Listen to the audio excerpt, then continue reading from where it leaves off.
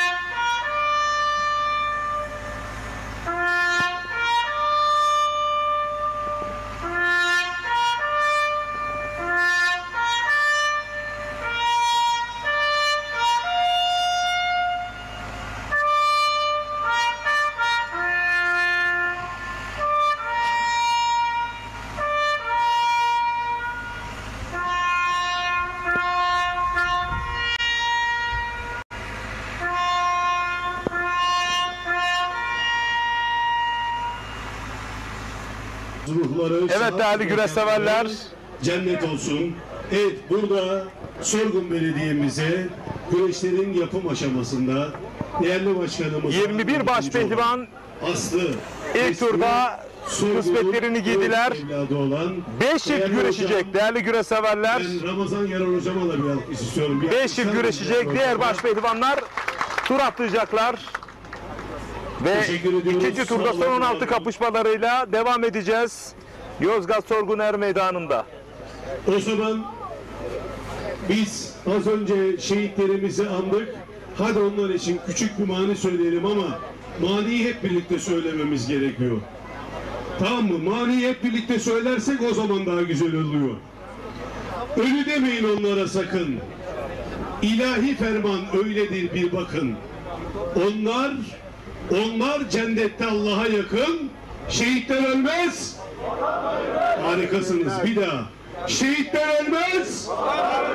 Karşı taraf sizi duyamıyorum. Şehitler ölmez. Al yıldızlı, al bayrağımızı gökyüzünden indiremezsin.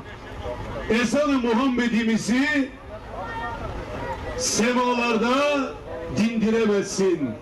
Bu aziz milleti tankla, tüfekle sindiremezsin. Şehitler ölmez. Harikasınız. Sorgun tek ses. Şehitler ölmez.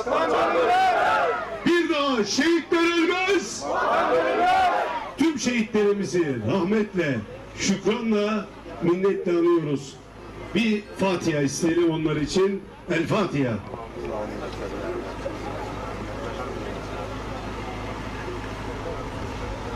Evet, görüyorsunuz başpehlivanlarımız uhrevi sporun derinliğini hepsi yürekten hissediyorlar. Cazgır Pele, Bülent Tura'da çok anlamlı cümleler kurdu ve tekrar sözü biz kendisine bırakalım. Seni ekrana da alalım. Adımız belli, evet. Kitabımız belli. Türk oğlu, Türk'üz biz. Bizler Koca Yusufların, Kurtderelilerin, Adalı Ali'lerin torunlarıyız. Bizler bu sahalarda sabaha dek güreş tutup şehit düşen akıncıların torunlarıyız. Ne mutlu bu sahalarda güreş tutan Atatürk gençliğine, ne mutlu Türk'üm diyene. Allah Allah, illallah, Muhammedur Resulallah. en büyük jüri sizsiniz. Siz varsınız, biz varız, pehlivan var. Karşı taraf, elleri bir hazırlayalım, arka taraf. Hep beraber alkışlarla diyelim maşallah. Allah pehlivanlar. Evet değerli güreş severler, Yozgat Sorguner Meydanı'nda 21 baş pehlivan özelinde ilk turda Allah Allah nidaları yükseldi. Fatih Atlı, Hamza Köseoğlu, Mecit Yıldırım, Orhan Okulu, Serhat Gökmen, Ali Rıza Kaya, Bekir Eryücel, Cengizhan Şimşek, Mustafa Doğan Özkaya. Birbirinden önemli baş pehlivanlar mücadele edecekler Yozgat Sorgun Er Meydanı'nda. Cengizhan Şimşek ekranlarda. Bu turda 5 çift baş pehlivan kol bağlayıp güreş tutacak. Diğer baş pehlivanlar tur atladı değerli güreş severler. İkinci turda son 16 kurallarıyla devam edeceğiz. Mecit Yıldırım, Hamza Kesoğlu, Bekir Eryücel, Mustafa Kemal Karaboğa, Emre Erkal, Ramazan Bircan, Fatih Atlı, Cengizhan Şimşek, Osman Kan bu turda kapışacaklar değerli güreş severler. Yorumlarınızı, mesajlarınızı yollayın. Bizler de yer verelim. Türkiye'nin hangi ilçesi ya da köyünden ya da Avrupa'nın, dünyanın hangi ülkesindenseniz bizlere mesaj yollayın. Yer verelim değerli güreş severler.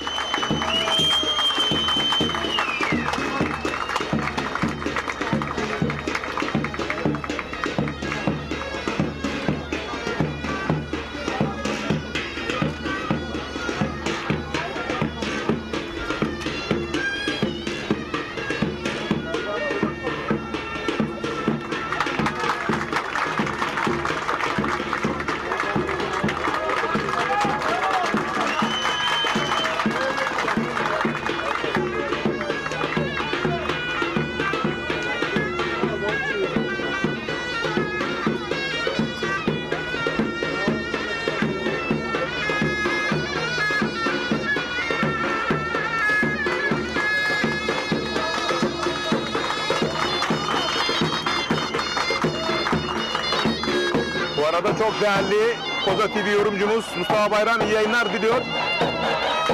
Orduya kum ama gönlüm sizlerle birlikte diyor.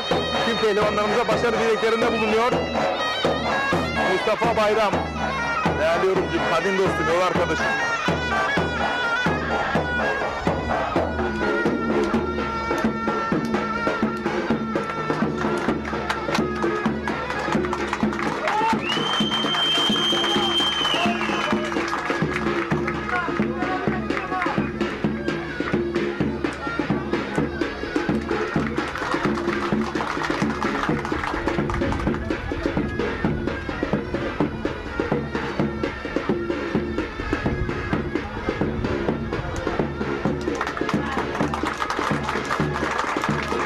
Evet bu arada değerli güreş severler 1 Eylül Amasya Sulova'nın kuruluş etkinlikleri kapsamında çok büyük karakucak güreşleri tertip edilecek. Amasya Sulova Belediye Başkanı Sayın Fatih 3 ok himayelerinde tertip edilecek.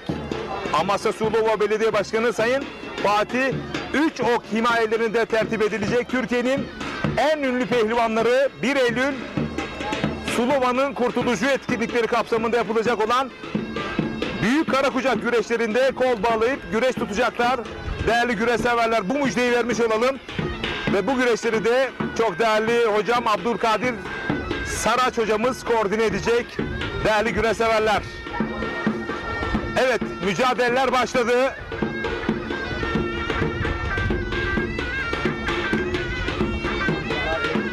Tekrar ediyorum, 1 Eylül Kültür, Sanat ve Spor Şenlikleri kapsamında tertip edilecek. Amasya Sulova karakucak güreşleri.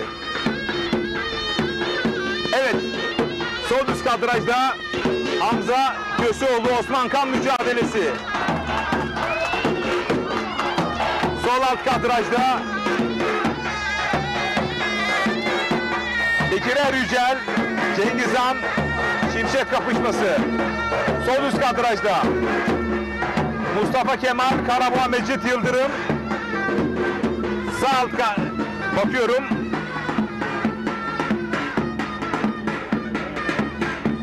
Evet, Fatih Atlı'ysa alt kadraja alabiliriz. Değerli yönetmenim, Fatih Atlı, Yunus Emre Yaman mücadelesi oluyor. Sağ alt kadrajda.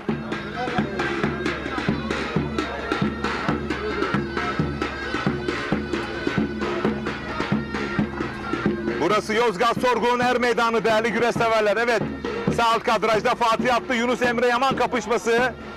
Her an bir künde gelebilir Fatih Atlı. Türkiye adı güreşinin en teknik baş pehlivanı. Sağ üst kadrajda Mustafa Kemal Karaboğa Mecit Yıldırım. Sol üst kadrajda Hamza Köseoğlu Osman Kan. Sol alt kadrajda da Hamza Köseoğlu ve Bekir Er Yücel mücadelesi.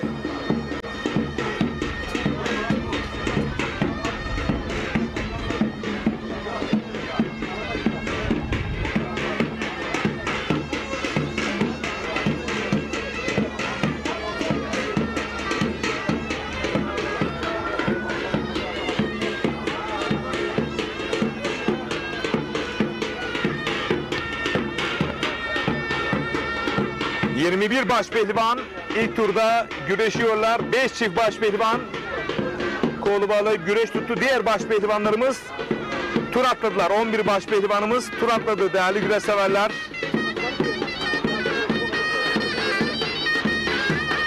Ahmet Kaya, Samet Sevinç, Aynur Nazif Ulukaya, Sinan Şencan. Tüm pehlivanlara başarı dileklerinde bulunuyor. Tekrar ediyorum, burası Yozgat Sorgun Er Meydanı. Sağ üst kadrajda Mustafa Kemal Karaboğa Mecit Yıldırım mücadelesi. Kahramanmaraş'tan Bünyamin Kıraç'ı yayınlar diliyor. Sol alt kadrajda Cengiz Han Şimşek Bekir Er Yücel mücadelesi. Bahçelere gül lazım. Güne bülbül lazım. Er meydanında kıran kırana güreş yapan baş pehlivanlara aziz seyircimden kocaman bir alkış lazım. Alkışlayalım. Alkışlayalım baş pehlivanlarımızı. Evet, Doğul devam. Hamza Köseoğlu Osman Kan mücadelesi sol üst kadrajda. Kıran kırana bir mücadele başladı. Değerli güreş severler, keyfini çıkartın. İlk turda genç baş pehlivan Osman Kan ve Turbo Düzel lakaplı Hamza Köseoğlu sol üst kadrajda. Sağ alt kadrajda Fatih Atlı, Yunus Emre Yaman, Mecit Yıldırım, Mustafa Kemal Karabağ. Sağ üst kadrajda Cengiz Han Şimşek, Bekir Er Yücel. Bir zorlu kapışmada sol alt kadrajda.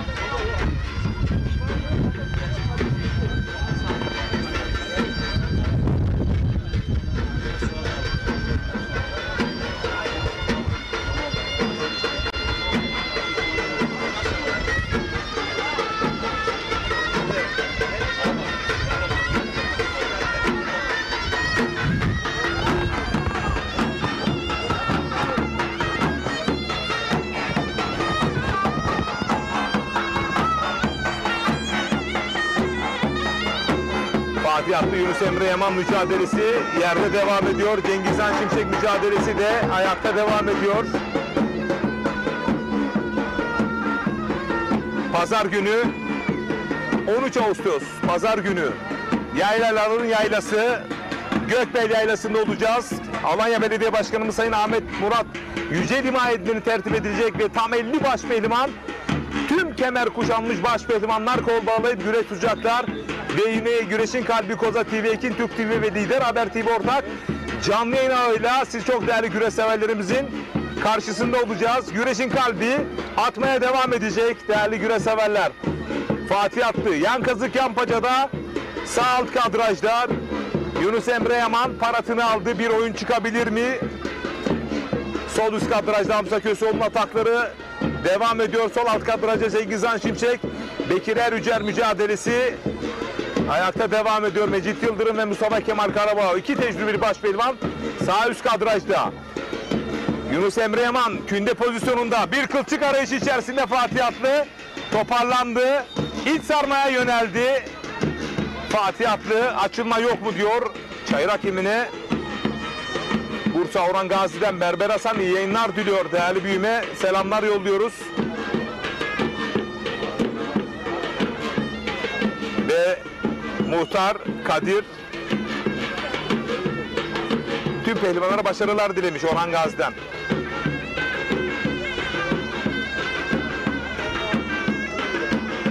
Evet değerli güreş severler, Yozgat'ın pehlivanlar yatağı burası.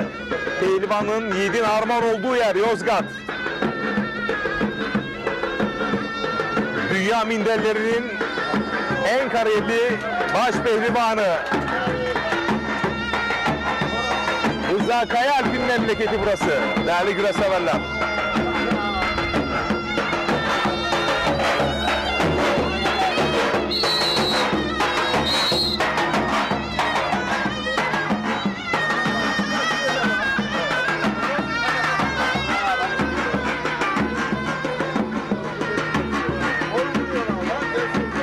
Orhan Okulu tur atladı değerli güreş severler.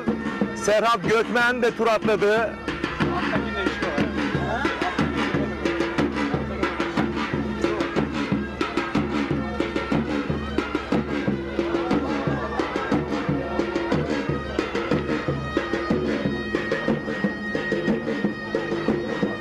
Ali Rıza Kaya, Ünal Karaman, Furkan Durmuş Altın, Ahmet Selbez, Özkan Yılmaz, Hüseyin Demir, Fatih Koyuncu, Enes Doğan, Mustafa Doğan Özkaya tur atlayan isimler. Değerli güreş severler.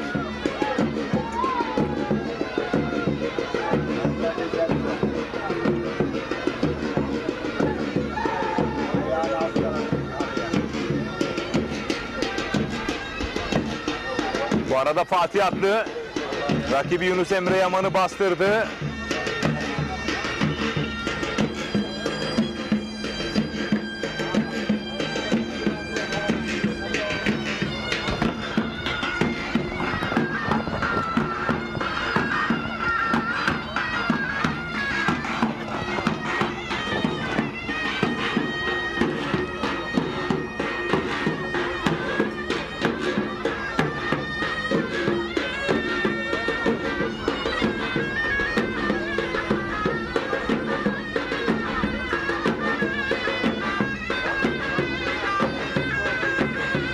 Bu arada değerli Abdülkadir Sarı, bu arada Fatih Atlı iç kazık ters paçada sağ alt kadrajda Yunus Emre Yaman'ı iç kazık ters paçayla mağlup ederek adını son 16'ya yazdıran baş pehlivanlık güreşlerinde 12. isim oldu değerli güreş severler. Türkiye Alı Güreşi'nin teknik baş pehlivanı Samsun Ladikli, Antalya Manavgat Belediyesi baş pehlivanı Fatih Atlı ikinci turda değerli güreş severler. Bu arada az önce anons etmiştim. Amasya Sulova Belediye Başkanı Sayın Fatih Üçok himayesinde tertip edilecek olan 1 Eylül Kültür Sanat ve Spor Şenlikleri kapsamında düzenlenecek olan Karakucak güreşleri 6 Eylül Çarşamba günü Sulova Yedikır güreş alanında yapılacak. Ben 1 Eylül diye anons ettim ancak 1 Eylül Kültür ve Sanat Spor Şenlikleri kapsamında tertip edilecek. 6 Eylül'de Karakucak güreşleri olacak. Sulova Yedikır güreş alanında değerli güreş severler.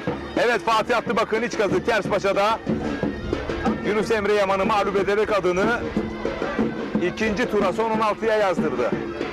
Ramazan Bircan Emre Erkal mücadelesi de protokolün tam önünde. Şu anda 4 çift var çayırda.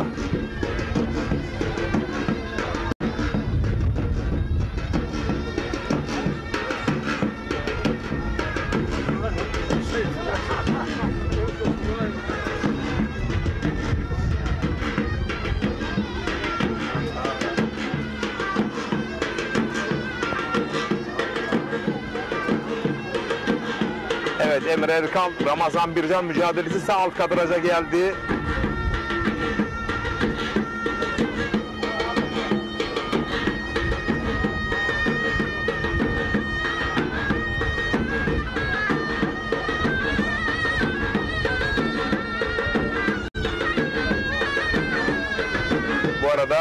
Başarı TBR Yapım Prodüktörlüğünde, Fatih Bedir önderliğinde, rejide seçici Sinan kardeşim hemen faciaları siz değerli göreseverlerimizi net bir şekilde ekranlara getiriyor. Adana'da Mustafa Aşık, Ekin Türk TV, Emrah bugün siz çok değerli göreseverlerimize Yozgat Sorguner Meydanı'ndan mücadeleleri anlatıp aktarıyoruz, ulaştırıyoruz.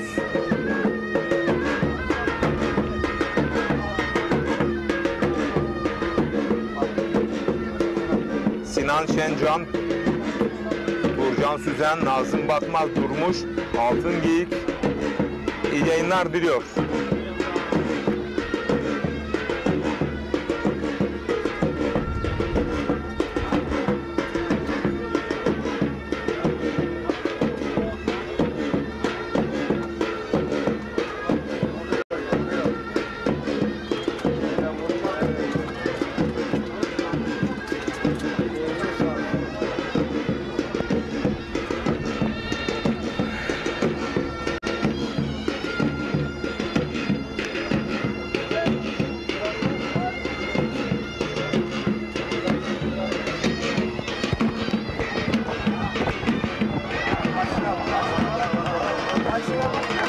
Bu arada Emre Erkal, Ramazan Bircan mücadelesi protokolün önüne kadar gitti. Malum Ramazan Bircan'ın artık güreş hayatının son demleri. Osman Oldukça Kanbaş pehlivan basit güreşinden dolayı yorulduğunu belirtebiliriz bu arada.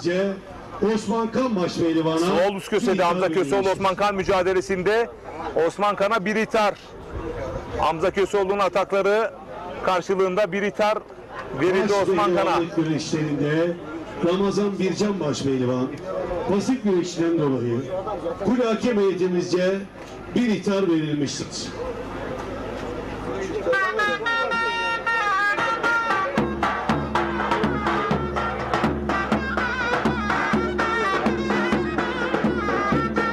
Sağ üst kadrajda Emre Erkal, Ramazan Bircan, sağ üst kadrajda Mecit Yıldırım, Mustafa Kemal Karaboğa, sol üst kadrajda İttur'un sert kapışması Hamza Köseoğlu Osman Kan ve sol alt kadrajda Cengizhan Şimşek, Bekir Erücel. Bu arada sağ alt kadrajda paça paçaya Ramazan Bircan, Emre Erkal. Her an bir oyun çıkabilir. Evet. Emre Erkal paça paçayken Ramazan Bircan'ı ters çangalla sırt aşağı inerek ustasını da elini öpüyor ve onu doğru yıkanmaya doğru yolcu ediyor.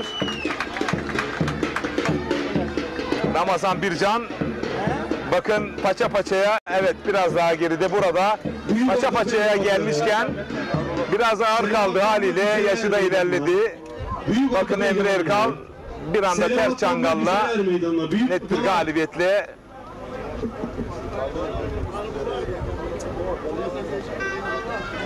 adını ikinci tura son 16'ya yazdırdı.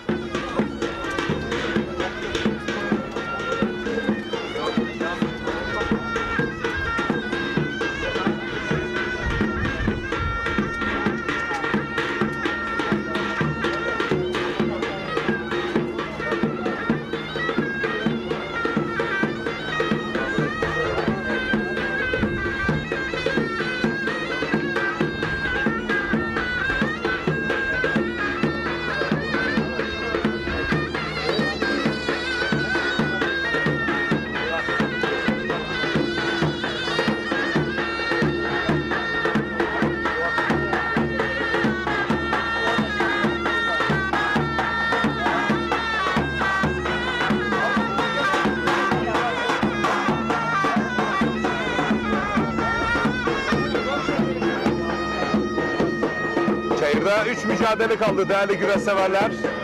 Sol alt kadrajda, sol kadrajda Bekir Erücel, Cengizhan Şimşek kapışması. Çok sert bir kapışma. Baş altından yeni çıktı. Sağ üst kadrajda da yine baş altından yeni çıkan Osman Kan, Hamza Köseoğlu kapışması. Çok zorlu iki kapışma. Yozgat Sorguner Meydanı'nda. Hamza Köseoğlu'nun Osman Kan'a baskısı.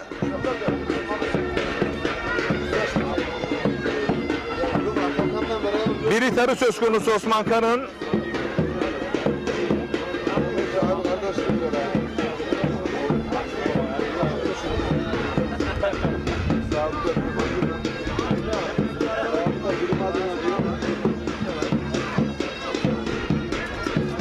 Evet davulcular, büyük orta pehlivanları selamatlanmak üzere, bu size yapılan son anonstur. Çok acele er meydana büyük ortalar.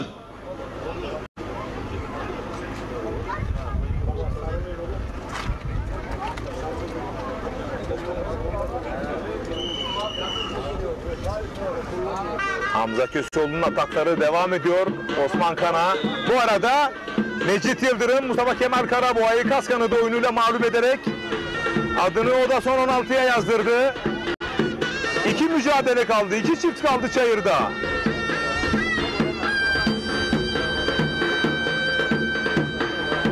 Bakın son anlar bir kez daha ekranlara gelecek. Tersten iç gazı yakalamış. Oradan kas kanadı oyunuyla Mustafa Kemal Karaboğa'yı mağlup ederek adını son 16'ya yazdırdı Mecit Yıldırım. Çayırda 2 mücadele var.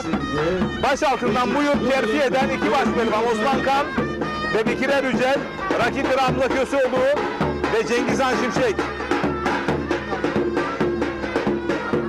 İlhan Ergin.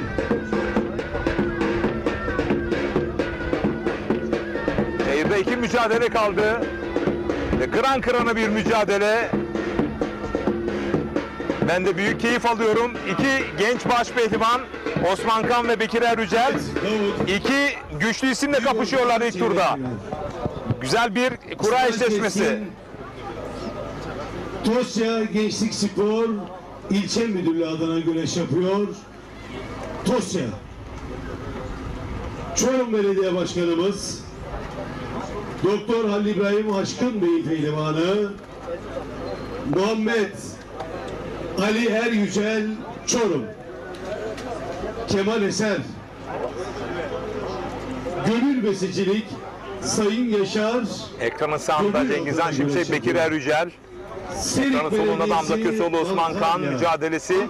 Hakemlerimiz önümüze barajı kurdular. Başka bir açıdan da alabiliriz pek tabii ki de. 5 tane kameramız var.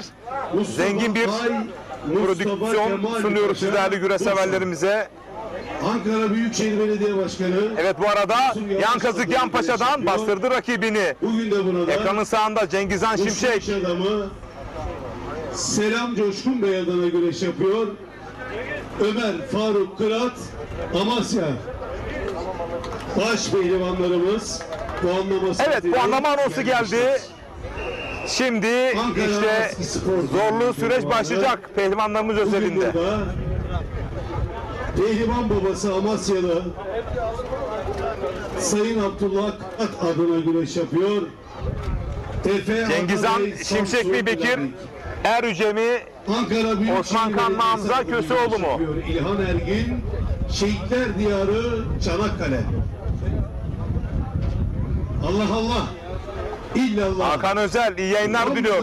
Teşekkür ediyorum değerli kardeşime. Büyük orta pehlivanlarına İşte Fatih Atlı'nın alkışlarla diyelim maşallah. Allah Bekir versin. Yunus Emre Yaman'ı İç Kazık Ters Paşa'yla mağlup ettiği o son anlar. FBR yapım Fatih Bedir farkıyla ekranlarda ve yine Emre Erkal'ın Ramazan Bircan'ı ters çangalla sırt aşağı yendiği o son anlar ekranlarda.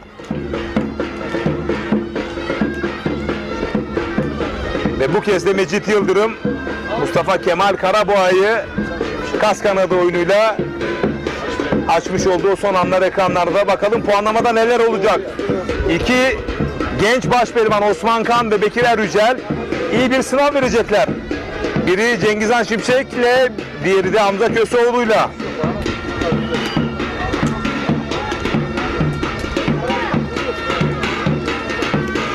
Uşak Eşme Yeleğen kasabasından selamlar demiş. Er Meydanı Yiğitleri Sosyal Medya Portalı Yöneticisi Ali Coşkun. Eşme Yeleğen'e kucak dolusu sevgiler. Güreş aşığı. Çok kez güreştik. Yeleğen'de inşallah yeniden seçilecek olan Belediye Başkanı Yelen'de bir güreş tertip eder. Orada güreş çok seviliyor. Bu arada 23 Ağustos Çarşamba günü Akdeniz'in Kırkpınarı tam 50.000 güreşsever geliyor. Samsun, Vezirköprü, Kunduz Er Meydanı'nda tam 50.000 seyirci geliyor. Kırkpınar'da kemer kuşanmış tüm başpehlivanlar, toplamda 64 başpehlivan, tur atlama olmasın diye, herhangi bir hak isnat olmasın diye 64 başpehlivanla anlaşıldı. Karadeniz'in Kırkpınarı'nı izleyeceksiniz değerli güreşseverler. Karadeniz'in Kırkpınarı'nı Samsun Vezirköprü Kunduz Er Meydanı'nda Belediye Başkanımız Sayın İbrahim Sabri Ediz, güreş ağalarımız Ali İbrahim Çiçek ve Bilal Acar Atasporumuz güreşe katkı sunmaya devam ediyorlar. Ve puanlama mücadelesi başladı değerli güreşseverler. Cengizhan Şimşek sırtı dönük başpehlivan. Diğer tarafta da Hamza Köseoğlu mücadelesi başladı.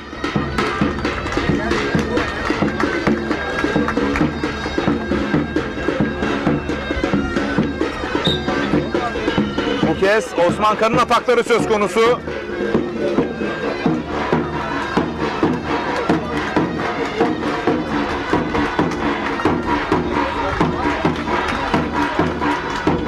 Tekrar ediyorum. 23 Ağustos Çarşamba günü Karadeniz'in Kırkpınarı, Samsun, Vezirköprü Kunduz Er Meydanı'nda olacağız. Güreş ağamız Sayın Halil İbrahim Çiçek himayelerinde büyük katkılarla 64 başpehlivan kol bağlayıp güreş tutacak. Değerli güreşseverler, 30 yıllık kadim dostum Bayram Doğan koordine edecek, Abdülkadir Saraç yardım edecek değerli güreşseverler.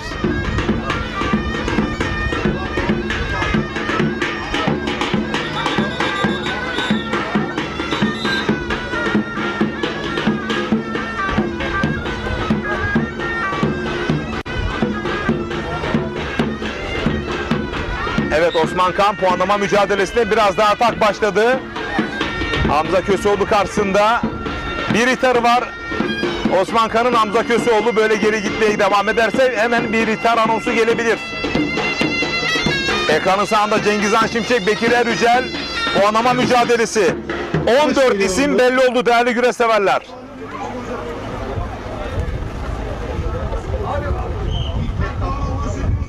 İki isim kaldı son 16'ya. Osman Kan mı, Hamza Köseoğlu mu? Cengizhan Şimşek mi, Bekir Erücel mi Hamza Köseoğlu'na? Nasip güreşinden dolayı kule hakem heyetimizce bir ihtar verilmiştir. İhtarlar 1-1 oldu. Osman Kan 1 ihtar, Hamza Köseoğlu 1 ihtar.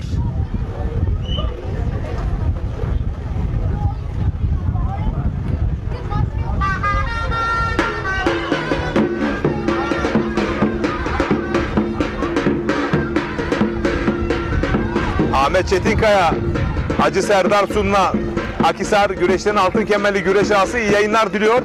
Tüm pehlivanlarımıza başarı dileklerinde bulunuyorlar. Teşekkür ediyoruz.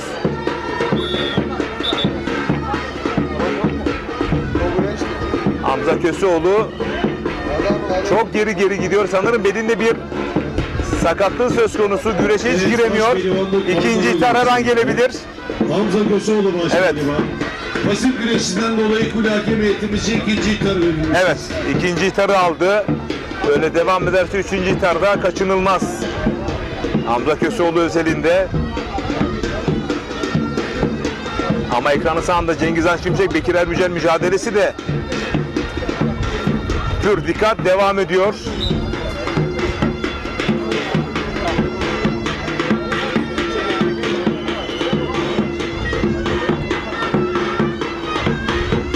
Tekrar ediyorum. Orhan Okulu, Ali Rıza Kaya, Serhat Gökmen, Ünal Karaman, Furkan Durmuşaltın, Ahmet Selbest, Özkan Yılmaz, Hüseyin Demir, Fatih Koyuncu, Enes Doğan, Mustafa Doğan Özkaya direkt tur atladılar son 16'ya.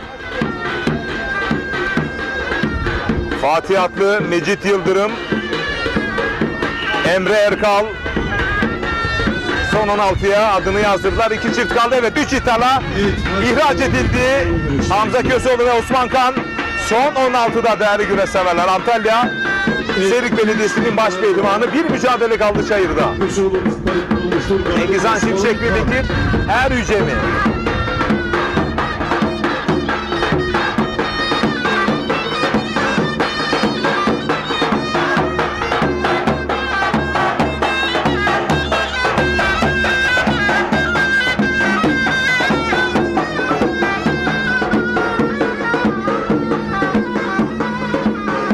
Türkiye adı güreşinin kara şimşeği Cengizhan Şimşek o özlediğimiz performansı bir türlü yakalayamadı. Yaşadığı olumsuzluklar tabii ki göz önünde bulundurduğunda işte kolay değil. O Türk güreşinin geleceği, umudu inşallah en kısa sürede toparlayacak. Davulcular. Umudumuz bu doğrultuda, bu yönde. Osman Albayrak çayır hakemlerinin A klasmanında en önemli hakemlerinden. Devam edin davulcular. Hiç kuşkusuz iyi yayınlar dileklerinde bulunuyor. Teşekkür ediyorum. Mesut Ekmekçi iyi yayınlar. Tüm pehlivanımıza başarılar demiş. Mesut Ekmekçi Isparta Ulubol'dan. Evet, Bekir Er Yücel kariyeri adına zorluk derecesi yüksek bir karşılaşma. Her ne kadar Cengizhan Şimşek performans olarak çok üst düzey olmasa da pehlivanlık kalibresi ortada. Kumaşı ortada. Bakalım bu karşılaşmada neler yaşanacak? Ben de merak ediyorum sizler gibi.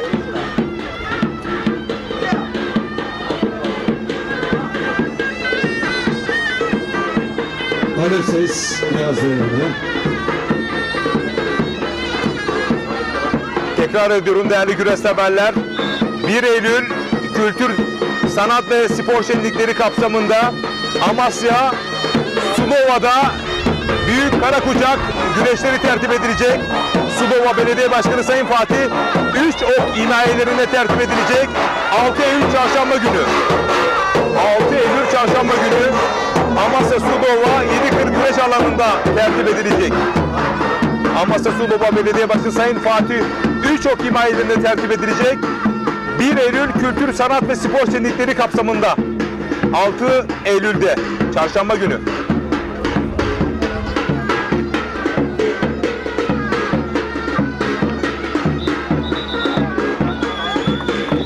Az önce bir tek dalış gösterdi ama uzak kaldı. Davulcular. Evet. Cengizhan Şimşek özellikle rakiplerinin sol paçasına dalı sergilediğinde, yakaladığında affetmiyor. Evet. Her iki baş pehlivana da birer ithar geldi. Çok özür dilerim. Bakar mısınız? Evet, davul devam.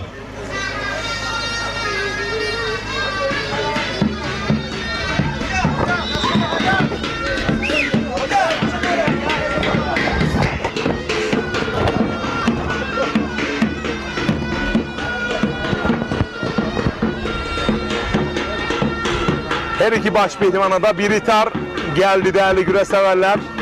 Orhan Okulu, Serhat Gökmen, Furkan Durmuşaltın, Enes Doğan, Mustafa Doğan Özkaya hepsi Fatih atlı ikinci turdalar.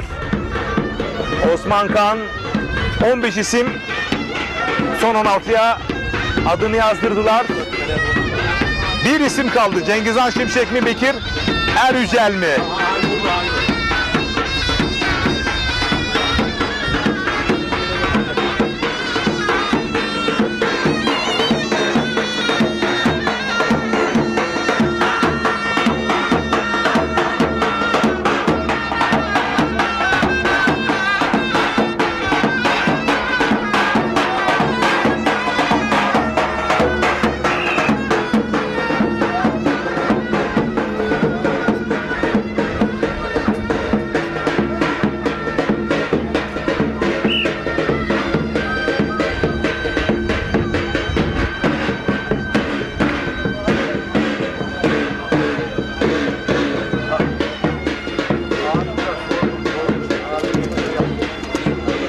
Sırtı dönük baş pehlivan Bekir Eryücel, Cengizhan Şimşek puanlama mücadelesini izliyorsunuz.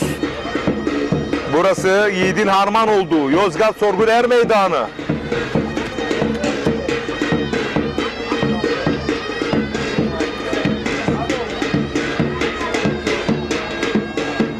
Evet tavukçular.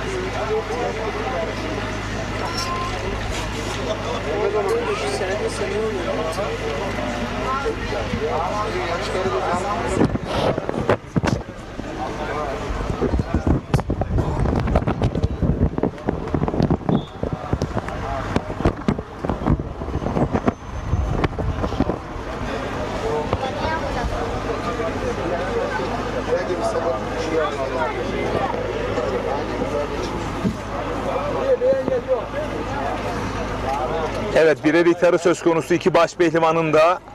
Evet, baş pehlivanlarımız ikinci tur kurallarını Evet, baş pehlivanlarımız bu arada çekmek ve ikinci tur kuralları için kura fanusu geldi. Birazdan kura çekimi başlayacak son 16'da. Valimiz Sayın Ziya Bolat Bey'i, değerli Sorgun Belediye Başkanım Sayın Mustafa Kasnağa uzandı Erkut Cengizhan Şimşek. İkinci Bey'i ve Geleneksel Güreşler Federasyonu Başkan Vekilim Sayın Şahin Opur Bey'i, baş pehlivanlarımızın kurallarını nezaret etmek. Bir taraftan da kura çekimi notlarınızı alın değerli güreşseverler. Ekranı ikiye bölerek diğer tarafa kura çekimini de getirebiliriz değerli öğretmeni Fatih Bedir. Evet, Değerli yine güreşseverlerimiz de notlarını alsınlar. Sorgun Kaymakamımız Son 16 eşleşmeleri bakalım kim kimle Sayın eşleşecek. Halil İbrahim Kazar Bey'i Cengizhan meydanına davetimi arz Şimşek ederim. Buyurun kasnaklara efendim. uzandı. Bir koltuk altı arayışı içerisinde Bekir Eryücel parasını aldı. Açık vermiyor. Bir koltuk altı arayışı üzerine yüklendi. O açıyı kapattı Bekir Eryücel. Evet, Orhan Okulu geliyor. Kurasını çekmek üzere.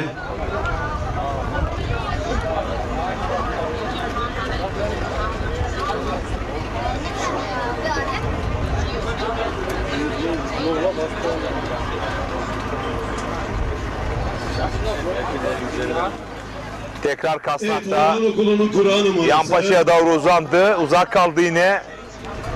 4 numara Orhan Okulu. Evet, Orhan Okulu 4 numaralı kurayı çekti değerli güreşseverler. Ladik kurasını çekmek üzere. Fatih attı kurasını çekiyor. Evet, 2015-2018 tarihi. Evet, teşekkür ediyorum değerli öğretmenim. Çok net bir açıyı yakaladı. 2014 yılı tarihi Edirne 40 numara. Kura çekimi özelinde. Fatih Atlı 10 numara. 10 numara Fatih Atlı. Özkan Yılmaz geliyor. Samsun kurasını çekmek üzere.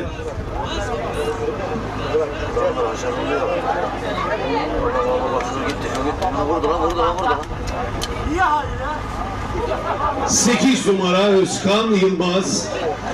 Antalya Aksu'dan İsmet Kara, dedem İsmet Kara ile birlikte izliyoruz demiş. İyi Evet. yayınlar, pehlivanlarımıza başarılar Serhat demiş. Gökmen Güreş geliyor. aşığı, güreş sevdalılarına selamlar yolluyoruz. Çekmek için Yozgat'tan, Sorgun'dan. Samsun. Serhat Gökmen geliyor kura çekim için ekranın solunda.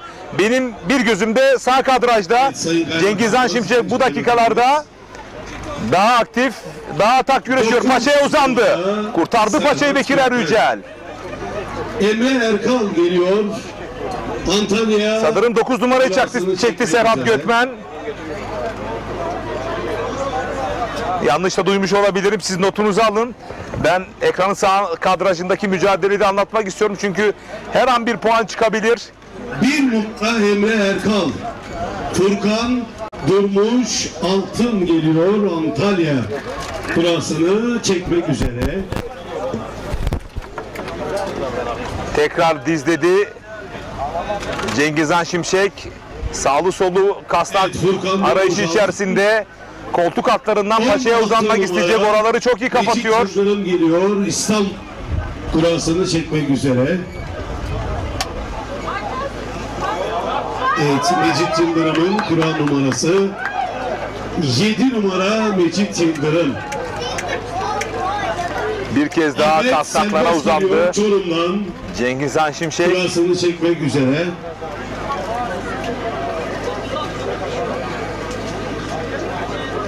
...14 numara Ahmet Serbest. Ali Rıza Paçaya uzandı. Kaya geliyor. Yine paçasını Samsun kurtardı. Melik. Bir kez daha koltuk altı arayışı içerisinde. Sağlı sollu koltuk arayışları yapıyor Cengiz Han Şimşek.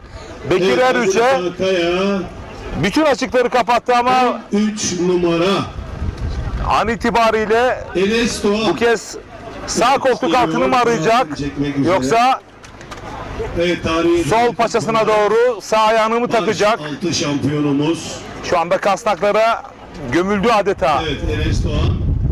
3 numara Cengiz Han Şimşek. Enes Doğan. Bekir Erücel'de iyi sınav veriyor. Koyuncu Çorumlu geliyor. genç baş pehlivan. İstanbul. Bir kez daha sol eli kasnakta.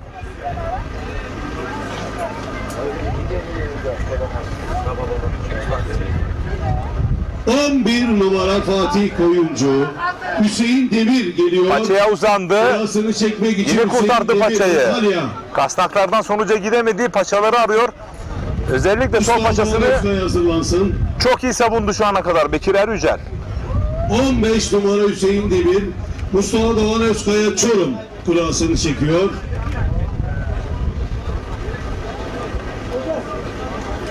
Evet, Osman Kan geliyor. Mustafa Doğan Özkaya 12 numara. Evet, Tarihi Edirne Kırkpınar baş pehlivan oldu. Tarihi Edirne Kırkpınar'da ikinci oldu. 6 numara Osman Kan. Ünal Karaman. Bir kez daha yan kazık yan paçada işte dediğim gibi sağ ile Evet. ayağıyla taktı. Henüz puan yok değerli güreşseverler. Evet, Yan kazıkla toparlandı Bekir Erücel. Çok iyi müdafaa yaptı. Puana çok yaklaşmıştı oysa ki. Ünal Karaman. Cengiz Han Evet, Şimşek. son kura numarası 2 numara güreşen baş pehlivanlarımızın kura numarası Cengiz Han Şimşek'te Bekir Erücel. Bir kez daha yan. Sol eli kasnakta. Sayın Valim, bir anı fotoğrafı alacağız baş pehlivanlarla. Baş pehlivanlar, Sayın Valimden bir anı fotoğrafı. Sayın Belediye Başkanım, Sayın Kaymakamım, Geleneksel Güreşler Federasyonu Başkan Vekilim. Buyurun efendim. Tekrar baskı uyguluyor. Çok yoruldu iki baş pehlivan da.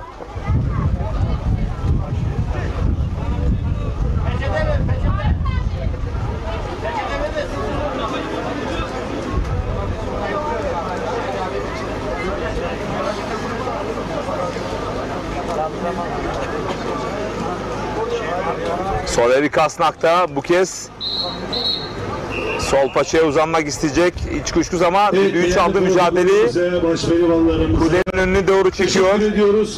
Diğer 15 baş pehlivan fotoğraf bile verdiler. Hala puanlamalı mücadelesindeler. Evet. Cengiz Han Şimşek'te Bekir Erücel'de. Emre Erkal'ın rakibi şu anda ekranda görmüş olduğunuz bu iki çiftten biri olacak.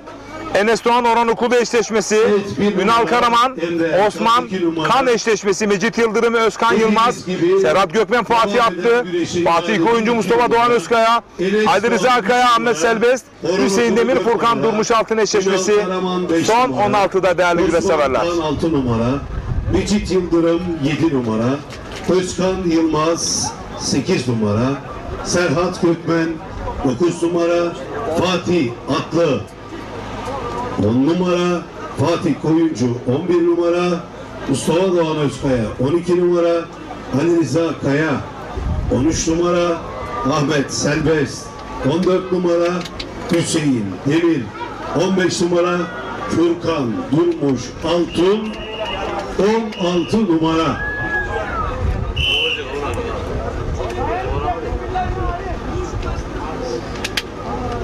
Evet, Cengiz Han Şimşek Bekir Erücel mücadelesi hakikaten muazzam bir mücadele örneği ortaya koyuyor baş pehlivanlarımız. değerli konuklarımız, Puanlama mücadelesindeler. Her iki baş pehlivanında birer itiharı söz konusu. Bu arada baş pehlivanlar ikinci tura salavatlanıyor değerli güreşseverler. Ekranı ikiye bölerek onları da ekranlara getirebiliriz. Gösteren Serdaroğlu Otomotivler sahibi iş adamı Sayın Tuncel Tosun adına güreş yapıyor. Emre Erkan, Antalya Kemer.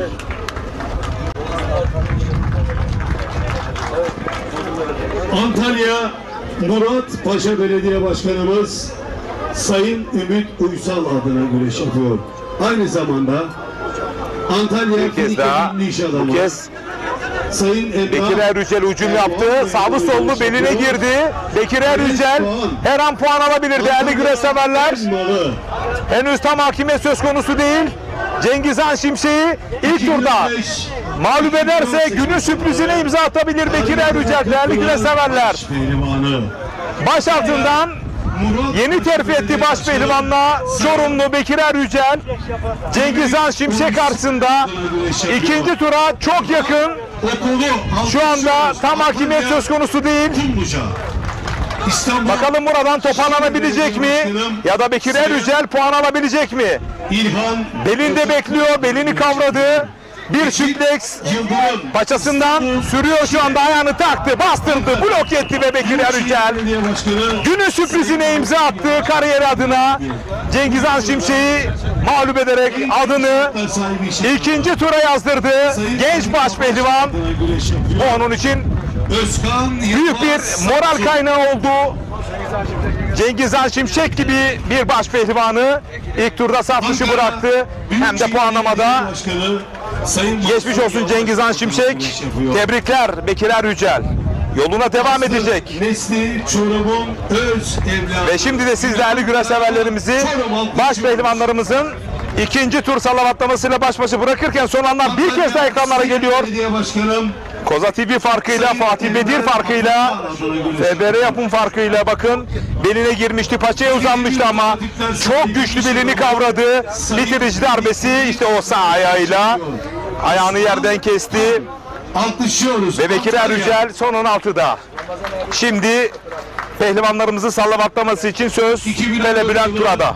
Tarihi Edirne Kırkpınar baş pehlivanı. Antalya Manavgat Belediye Başkanım Sayın Şükrü Sözen adına güreş yapıyor. Bugün de burada iş adamı Sayın Erdal Sipahi adına güreş yapıyor. Fatih Atlı Samsun Ladik. Antalya Manavgat Belediye Başkanımız Sayın Şükrü Sözen adına güreş yapıyor.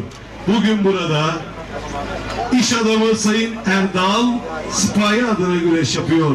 Serhat Gökmen Samsun Ladik. İstanbul Şile Belediye Başkanımız Sayın İlhan Ocaklı Bey adına güreş yapıyor. Milli güreşçi Fatih Koyuncu İstanbul Şile. Aslı Disli Çorum'un öz evladı. Antalya Büyükşehir Belediye Başkanım Sayın Muhittin Böcek adına güreş yapıyor. Aynı zamanda Antalya Kemer'de faaliyet gösteren Çetin İnşaat, Çetin Gayrimenkul, Çetin Turizm Limited şirketler sahibi iş adamı Sayın Çetin Tal adına güreş yapıyor. Mustafa Doğan Özkaya Çorum. Çorum Belediye Başkanımız Doktor Sayın Ali İbrahim Aşkın adına güreş yapıyor. Ahmet Serbest Çorum. Evet. Amasya Merzifon Belediye Başkanım Sayın Alp Kargal adına güreş yapıyor.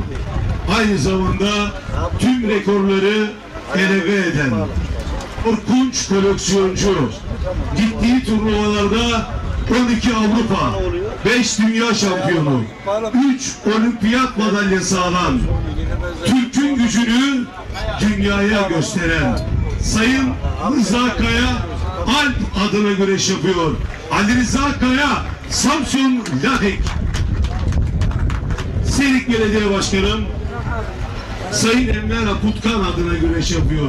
Hüseyin Demir Antalya. Konyaaltı Belediye Başkanımız Sayın Semih Esen adına güreş yapıyor. Furkan Durmuş Altun Antalya. Çoğan Belediye Başkanımız Doktor Halil İbrahim Aşkın Bey adına güreş yapıyor. Vekil Er Yücel alkışlıyoruz. Çoğun. Zaten adam yormuş.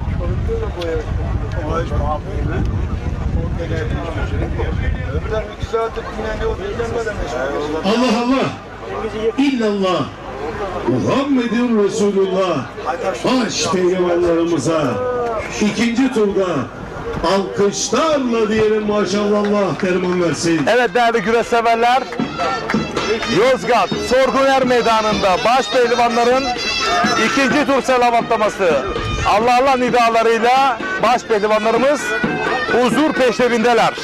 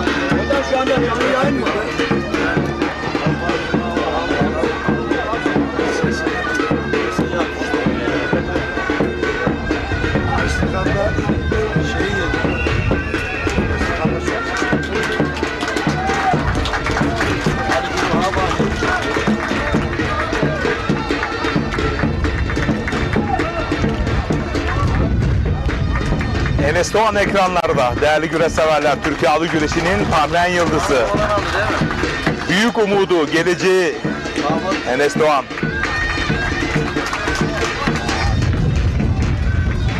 Çok da efendi. Su gibi adeta maşallah. Allah nazarlardan korusun.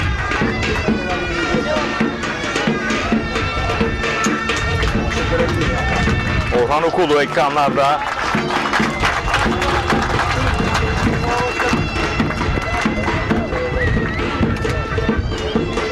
Fatih Atlı ekranlarda.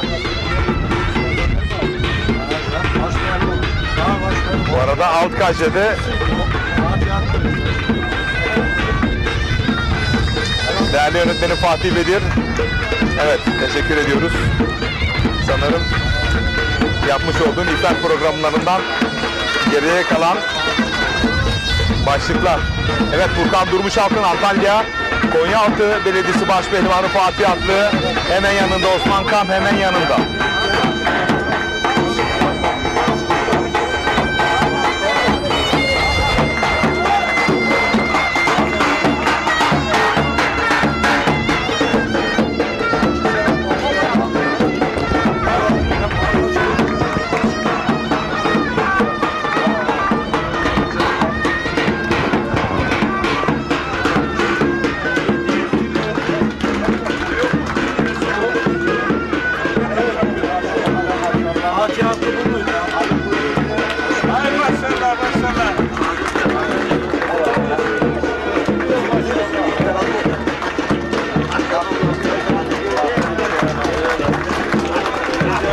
Orhan Okulu, Enes Doğan kapışması. Usta çırak kapışacak bu turda.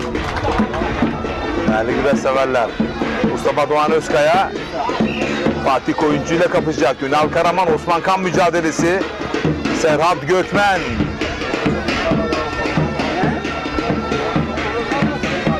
Fatih Atlı ile kapışacak. Zorlu eşleşmeler, zorlu kapışmalar. Değerli güreş severler. Sol alt kadrajda Fatih Atlı, Serhat Gökmen. Sağ alt kadrajda Orhan Okulu, Enes Doğan. Furkan Durmuşaltın sol üst kadrajda. Ünal Karaman, Osman Kan mücadelesini sağ üst kadraja alabiliriz değerli yönetmenim. Osman Kan, Ünal Karaman mücadelesi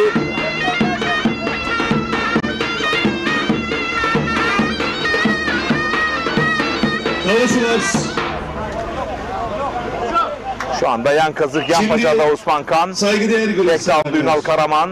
değerli konuşmacılarımız, hoş geldin mahiyetinde sizleri selamlama konuşması. Evet, teşekkür ediyorum değerli yönetmeni Fatih Ben Bedir'e. az önce de söyledim, yine söylüyorum.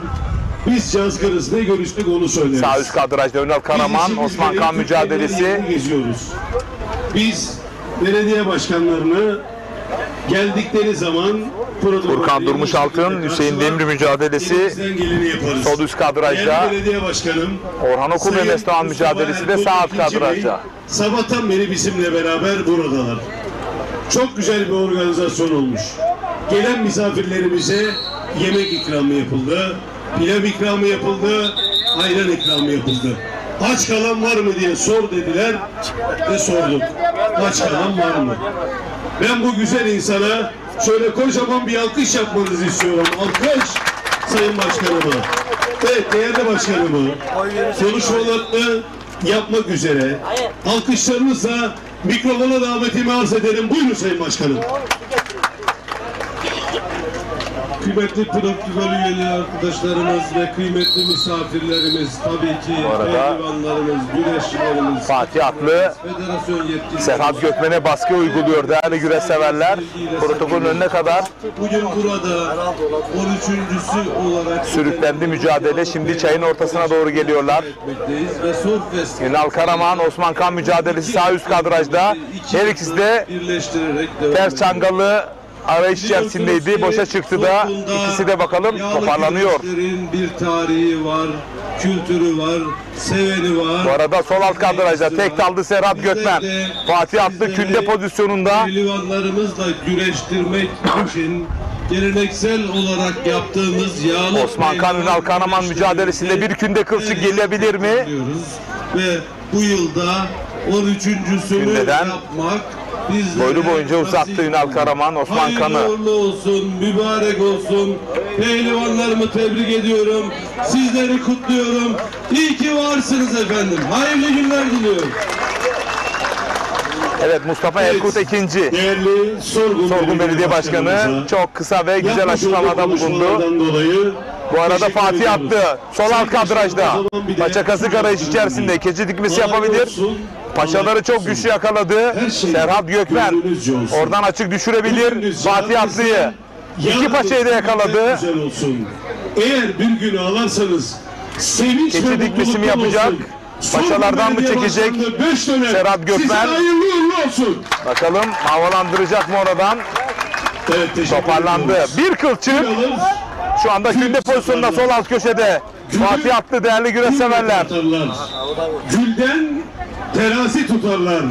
Türkiye Geleneksel Güreşleri Bu Federasyonu arada Başkan Vekili sağ alt kadrajda Sayın Şahin Opur Bey'i adamlık makamında bir düdük altın çaldı. teraziyle tartarlar. Orhan Okul Sayın ve Enes Doğan Başkan, mücadelesinde sağ alt konuşmalarını kadrajda. yapmak üzere mikrofona davetimi Bakalım neler yaşandı, arz ederim. Buyurun bakacağız. Sayın Bakanım.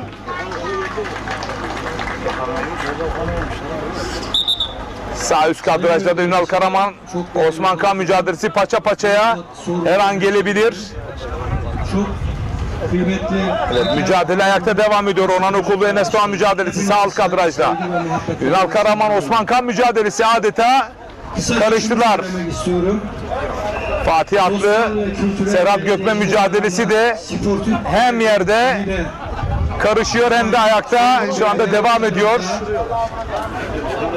Geleneksel yağlı güreşimizi gençlerimize, gelecek nesillere aktarılması konusunda her yıl düzenli olarak düzenlemiş olduğu bu faaliyet Ömer, Oğuzhan, Reşadiye, Hebüllü köyünde ailece güreşleri izliyoruz.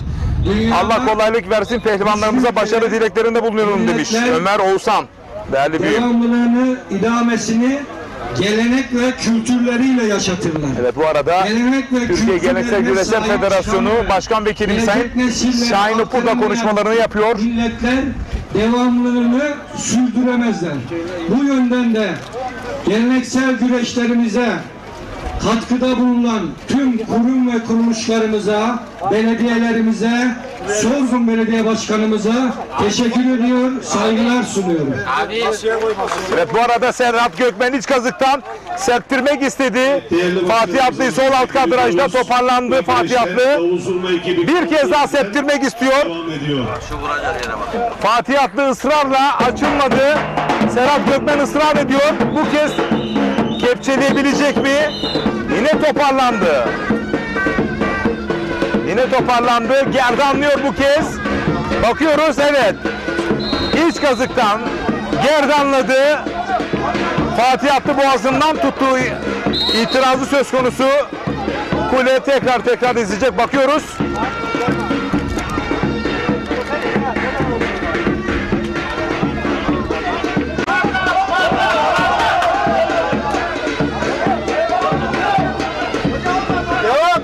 Bakın, boğazından çektiği konusunda itiraz söz konusu Fatih Atlı'nın.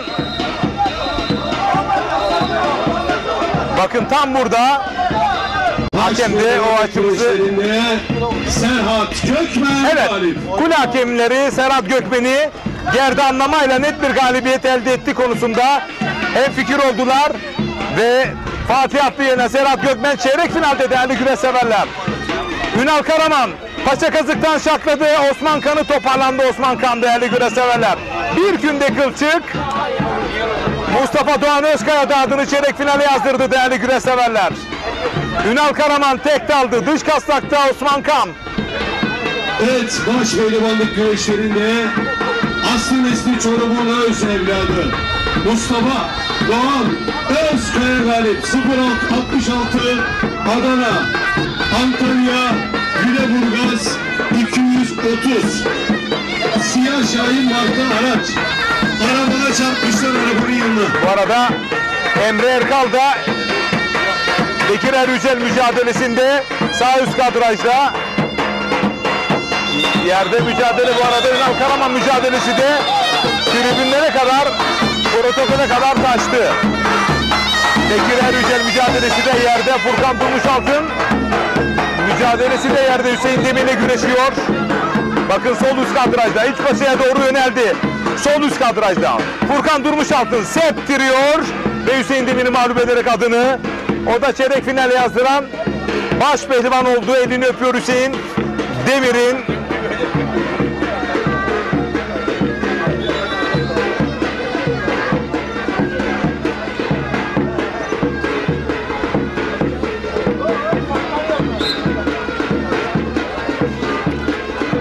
Baş pehlivanlık güreşlerinde Furkan Durmuş altın galip. Bu arada Orhan Okulu paça paçaya, Enes Doğan'la Orhan Okulu, bir set çankal Orhan Okulu'dan. Jeneriklik bir galibiyet Orhan Okulu'dan.